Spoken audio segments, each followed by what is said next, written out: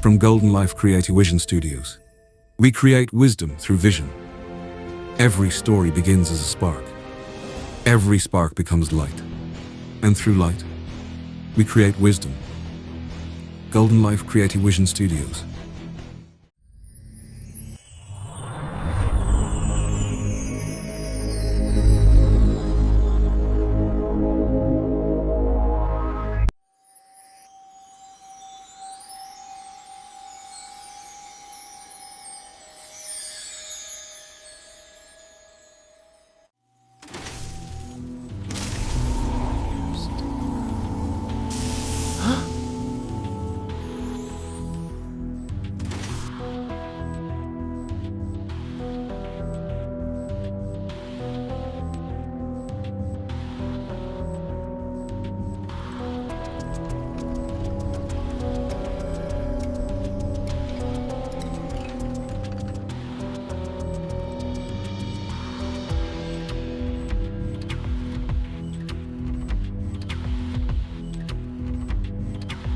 Welcome back to our Explainer series on healing the inner child. Today, we're jumping right into episode 2, The Roots of the Critic.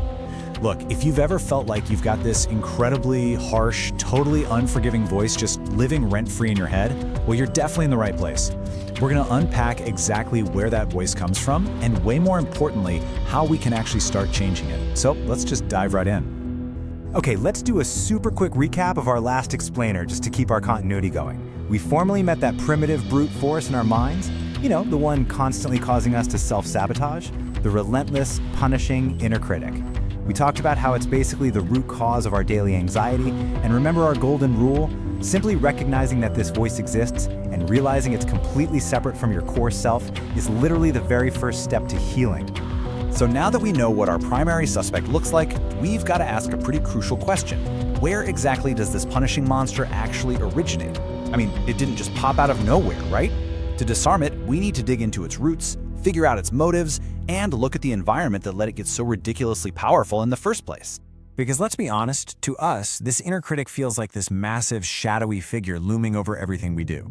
Psychological researchers Hal and Sidra Stone actually point out that it operates like it has a 500 IQ. It's like it's equipped with X-ray vision to spot flaws no one else can even see, plus some kind of infrared tracking system for all of our shortcomings. It sets up these frankly absurd standards, like standards that would make Albert Einstein look stupid and Mother Teresa look selfish.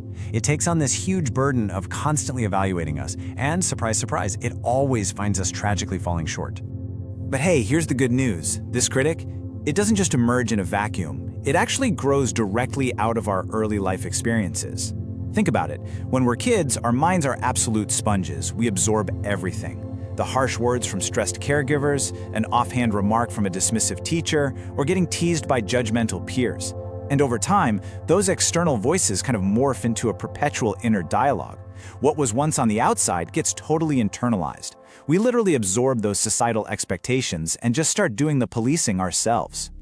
So the absolute most crucial thing you need to grasp here is that this relentless voice isn't actually the real you. It's just a tapestry woven together from all those external influences. It's a childhood psychological adaptation. When you were little, you had to figure out exactly how to behave to stay safe, to get love, and to avoid getting punished. The critic formed to help you navigate those pressures. The problem is, it just never learned how to turn itself off or update its methods. And what's super fascinating about this is how the critic really is just a learned societal mirror. The arbitrary rules it enforces are entirely dependent on where you happen to grow up. Take America, for example. The cultural conditioning there demands that you have to be special. So an American inner critic will absolutely attack you for being ordinary or just blending into the crowd. But then look at Australia. They have this thing called the tall poppy syndrome. The unspoken rule is don't be a tall poppy because tall poppies get their heads cut off. So an Australian inner critic is going to mercilessly attack you for daring to stand out too much. It's literally the exact opposite rule, which completely proves the critic isn't some ultimate truth teller, it's just parroting the rules of whatever specific environment you were raised in. So we need to completely reframe our perspective on this, because as surprising as it sounds, these critics are actually driven by underlying anxiety. We almost always think of them as our worst enemies, but if you look at the internal family systems, or IFS framework, it shows us something mind-blowing. These critics do not want to harm you. They honestly just want to be heard. they are carrying this immense, heavy anxiety about your safety, your social standing, and your overall well-being. They're using harsh words because they genuinely believe it's the only way to get your attention and keep you safe from being judged by the outside world. Okay, so how do we actually put this into practice? How do we soothe this deeply anxious part of ourselves? Well, we can use a few IFS-inspired exercises. Step 1 is journaling your inner dialogue. Basically, getting those nasty thoughts out of your head and onto a piece of paper where you can actually look at them objectively. Step 2 is uncovering the underlying anxiety. When the critic screams, "You're gonna fail," you stop and ask, okay, what's the real fear beneath that? Is it a fear of being rejected? And then finally, step 3 is offering the critic a new role. Once this part of you actually feels seen and understood, you can invite it to take on a brand new, completely supportive job within your internal system. By practicing active self-listening and self-compassion, you can literally transform a critic that constantly demands absolute perfection into a gentle, helpful motivator. When it's integrated, it stops being this looming shadow pointing a harsh, judging finger at you. The tension just kind of resolves, and it becomes a genuinely supportive ally. A part of you that used to hyper-fixate on your mistakes to punish you can now use that exact same attention to detail to help you learn, grow, and navigate the world safely. It's a total game changer. If you found this explainer helpful for nurturing your inner child and finally starting to tame that inner critic, do us a huge favor and hit that like button. Maybe share this explainer with someone in your life who could use a little extra self-compassion today. And of course, don't forget to subscribe to the channel so you don't miss a single step of this ongoing journey we're on together. You've done some truly incredible work today, tracing the roots of your inner critic. But definitely join us next time, because we are diving even deeper into the hidden parts of our psyche. Because you gotta wonder, right? Once we've finally quieted the critic, what else is lurking in the shadows? Are you ready to face your shadow self in episode 3? I absolutely cannot wait to explore that with you. See you then. The transition. The transition has begun.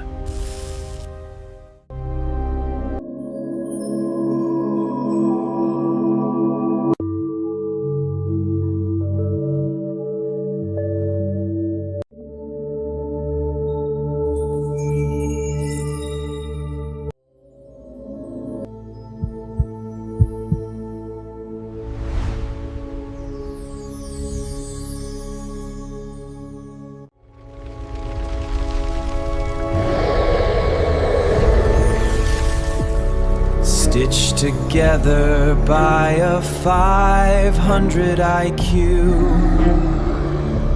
spotting the flaws that nobody else knew. A shadow figure looming large over the bed, the Frankenstein monster living rent-free in my head.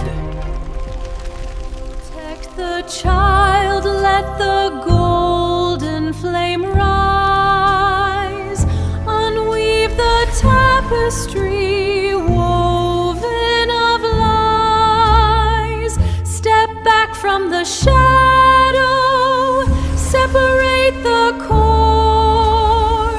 This punishing voice dictates my value no more.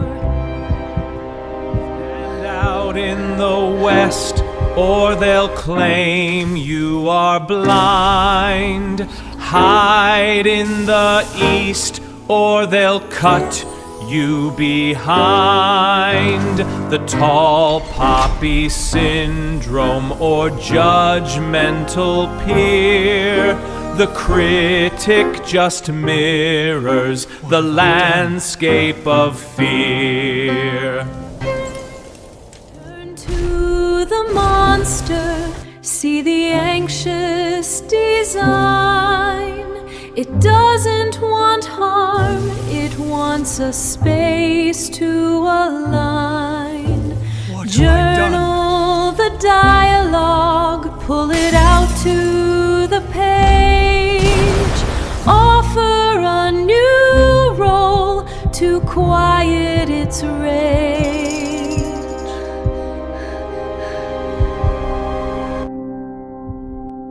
Integrated helper, a supportive ally.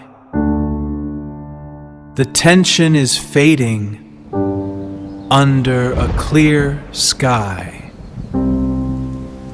The child is protected The architecture is one. Into the silence, the healing is done.